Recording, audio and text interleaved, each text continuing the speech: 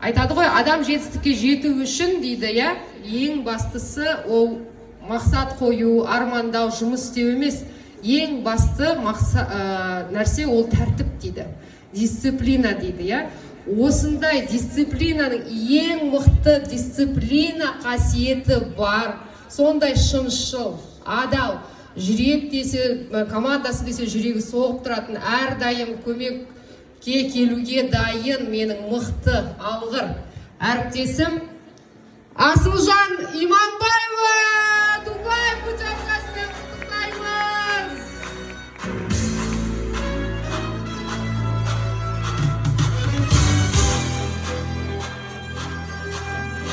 Әлі неше түрлі проектлар жасап жатыр.